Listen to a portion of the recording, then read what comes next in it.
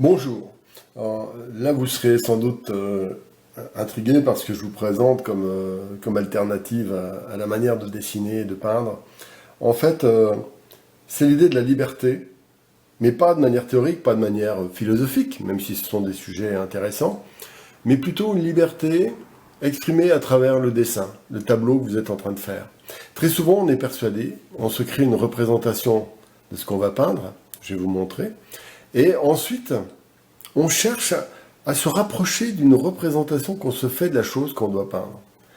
Et donc on se met soi-même des barrières et on a peur de quitter un certain cheminement qui peut être dû à un croquis, qui peut être dû à des certitudes, des habitudes, etc. Moi je trouve extrêmement amusant, non pas seulement de guider par la tête le tableau qu'on est en train de faire, mais au contraire de respirer avec le tableau et accompagner ce qui est presque naturel à l'intérieur du tableau, une espèce d'énergie, d'équilibre, de ressenti, de vibration, de flux, et de s'y conformer, de nager avec ce flux. C'est-à-dire que il faut accepter l'inconnu, c'est-à-dire qu'il y a des éléments mystérieux, des choses qui vont arriver, des accidents. Eh bien, aucune importance. Allons-y. Et si on rate, eh bien, ratons dans la joie. C'est le concept que j'appelle rater dans la joie. Voilà. Donc, je vous montre le tableau que je suis en train de faire. Alors, voilà. Donc, c'est un tableau, une forêt. En ce moment, je fais beaucoup de forêts. Pourquoi? Eh bien, tout simplement parce que c'est mon bon plaisir. Je ne vais pas commencer à justifier des choses alors que je prétends accéder à une forme de liberté. Et je vous incite à le faire aussi. Vous voyez, par exemple, ce tableau. Qu'est-ce que je peux faire? Il est bien avancé, alors je pourrais tout travailler minutieusement. Et pourquoi pas, si j'en ai envie. Mais je peux très bien aussi le déstabiliser. Voilà, je prends du blanc, je fais des traits.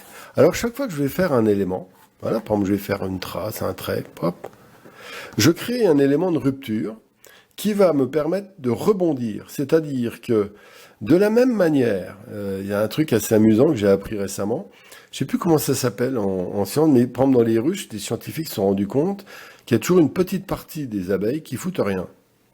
Et puis, ils se sont dit, bon, si on enlève les éléments parasites de la ruche, elle va être plus productive. Eh bien, curieusement, ils ont enlevé les abeilles qui faisaient rien, qui gênaient le passage, etc.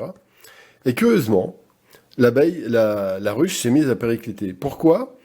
Eh bien, parce qu'on s'est rendu compte, et je ne sais plus, c'est un terme scientifique, voilà, alors c'est scientifique, rendez-vous compte. Eh bien, c'est que quand on enlève les éléments perturbateurs, les énergies dont on dispose pour régénérer, reconstruire, vaincre les obstacles disparaissent. Et ce faisant, eh bien, les moyens d'action deviennent beaucoup moins puissants. Et la ruche perd son... Donc la controverse, la difficulté est un outil nécessaire pour progresser. Et donc quand vous faites une tâche, par exemple cette tâche blanche, le problème c'est pas de se dire «Oh, j'aurais pas dû le faire», mais de se dire «Comment, à partir de cette petite tâche blanche, je vais pouvoir m'amuser ?» Là, je vois de l'oranger. Pourquoi? Ouais, voilà, pop, pop, il me plaît bien cet oranger. Ben, je vais le forcer. Et je force. On va me dire «Oh, c'est peut-être trop fort». Mais je ne sais pas. Je mets d'abord l'oranger, je réfléchis après. Voilà.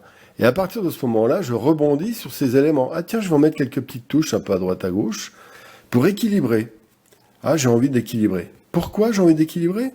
Eh bien parce que je suis l'empereur d'un territoire, de la taille de mes chaussures, et je fais ce que je veux. Voilà, tout simplement.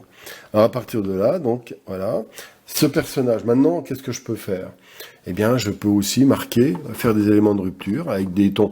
Alors bien sûr, je ne vais pas faire des bleus vifs sur des orangés, des trucs comme ça. Je reste mesuré. Quoique, si j'avais pas envie d'être mesuré, ben, j'aurais aucune raison de le faire. Voilà. Voilà, par exemple. Donc, je force les couleurs. Ensuite, j'aime bien, j'ai déjà montré ça sur d'autres vidéos, vous voyez, je crée des éléments. Parce que, en faisant comme ça, je crée une espèce de fluidité très légère qui adoucit la dureté des traits. Mais je le fais mesurément. Et je me promène. Et j'ai pas réfléchi un seul instant avant de faire ça. Voilà. C'est marrant de ne pas réfléchir. Et parce qu'en fait, je pense que l'intelligence n'est pas dans la réflexion. Elle est dans sa force impulsive, dans son impulsion naturelle, dans son flux naturel. Et le cerveau ne fait qu'accompagner cette intelligence. Et donc, quelque part, la contrepartie à ça, c'est la confiance en se disant, je ne sais pas où je vais, mais je sais que c'est là qu'il faut que j'aille. Il y a une phrase amusante de Novalis, il ne savait pas où il allait, mais c'est parce qu'il ne savait pas où il allait qu'il savait qu'il était sur le bon chemin. Voilà, donc c'est une sorte de philosophie en action. Donc je joue avec ça, avec un crayon rouge. Tiens, j'ai envie de mettre 2-3 petites couleurs un peu plus bleues. Pourquoi? Parce que le bleu va être le complémentaire. Ça, c'est un bleu qui va être complémentaire à une sorte d'oranger rouge. Donc comme il y en a beaucoup, le simple fait de mettre une petite tache de bleu va donc tonifier. Mais il faut en mettre très peu, hein, évidemment. Hop. Voilà. Après, je peux retravailler avec du noir. Pourquoi faire? Pour retonifier certaines zones. Voilà. Vous avez compris le principe. C'est très simple. C'est faites ce que vous voulez tout le temps. Et puis, par contre, amusez-vous. Laissez s'écouler les choses. Et l'art va changer votre vie. Et on va avoir une vie fabuleuse. On va changer le monde. Les hommes politiques vont devenir intelligents. Excusez-moi, je blague. Voilà. Amusez-vous et surtout soyez joyeux de travailler, de peindre. C'est un privilège qui nous est offert par la nature.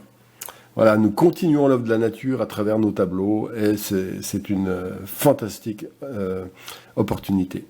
Bonne journée!